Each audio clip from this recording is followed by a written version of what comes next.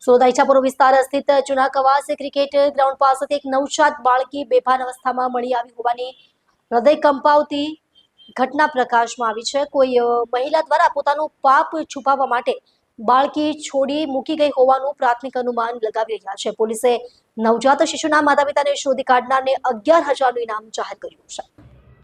Police સૂત્રો દ્વારા મળતી માહિતી મુજબ કવાસ ક્રિકેટ ગ્રાઉન્ડની નજીકથી એક નવજાત શિશુના રડવાના અવાજ સાંભળીને સ્થાનિક લોકો ત્યાં દોડી આવ્યા હતા। તેમણે તપાસ કરતા તાજી જન્મેલી એક બાળકીને રજળતી અવસ્થામાં પડી હોવાનું જણાયું। આ ઘટનાની જાણ વ્યાપક રીતે ફેલાતા સમગ્ર વિસ્તારમાં ચકચાર મચી ગઈ હતી।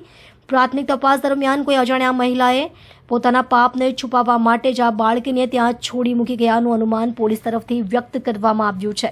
ઘટનાની સૂચના મળતાની સાથે જ ઈચ્છાપુર પોલીસની ટીમ તત્કાળ સ્થળે પહોંચી ગઈ હતી। નવજાત બાળકીને તુરંત જ સારવાર માટે સિવિલ હોસ્પિટલમાં ખસેડવામાં આવી છે, જ્યાં તેની સ્થિતિ સ્થિર છે। આ કિસ્સાને ગંભીરતાથી લેતા ઈચ્છાપુર પોલીસે નવજાત શિશુના માતા પિતાને શોધી કાઢનાર વ્યક્તિને 11,000 રૂપિયાનું ઇનામ જાહેર કર્યું છે। આ બાબતે વધુ તપાસ હાથ ધરવામાં આવી રહી છે।